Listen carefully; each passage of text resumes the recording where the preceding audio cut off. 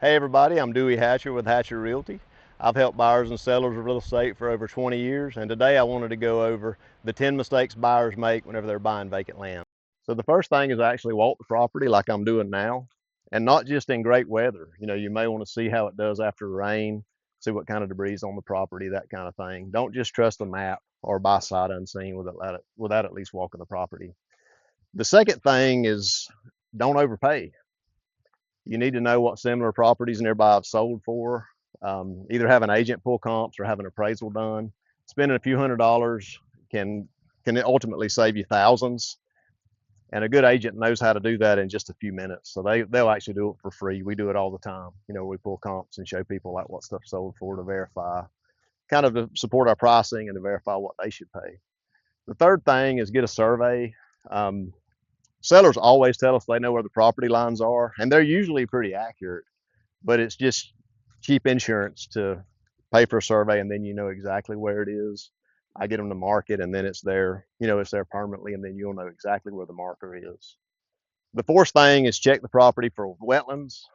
This is a big one. Some land looks great when you're walking it, especially when it's dry, but some you can't build on it because it might be a wetland or a floodplain. So do your research before you even think about buying. We do a lot of that for our customers, and I've got a good relationship with all the authorities that are over that. So we help our buyers with that process as well. Fifth thing would be the flood zone. If a property's in a flood zone or in a bad area, it's going to affect everything, from flood insurance to just getting in and out of your driveway.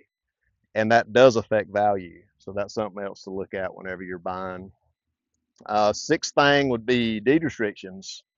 Just because you're buying land doesn't mean you can do whatever you want to with it. We do have some subdivisions that have crazy deed restrictions that you wouldn't know about if you didn't do your homework. And some of them even restrict size, the size of the home or what type of animals you can own. The seventh thing would be make sure the soil perks. Most of our area, if it's outside of our little towns, would require a septic system. So the soil's got to support it. If it doesn't, it might be unbuildable, or you may have to pay for a very expensive septic tank as opposed to like the normal ones we see all the time. Number 8 would be water access. Is there city water, or are you having to put a well in? And if it is a well, how deep do you have to go, and what's that going to cost? I'm use a bunch of different well companies, and all of them are good, and they're all very knowledgeable, and they provide our clients great service. Number 9 would be talk to the neighbors. This is one of the easiest things to find out about the neighborhood and stuff. I typically don't recommend that until after you're under contract, just because most time when you're negotiating, you don't want everybody to know. And then the last thing would be get a title policy. In Florida, we're not allowed to even sell property without having a professional do the deed and the title policy. But even if you're buying it for sale by owner, this is super important because it could have a cloud on the title that could make the property not marketable. So if you handle these 10 things the right way, you're already ahead of most people buying land, and most of them are easy. And in my office, we deal with these things every day, so we'll be glad to assist you in any way. Reach out if you need any help. Thank you.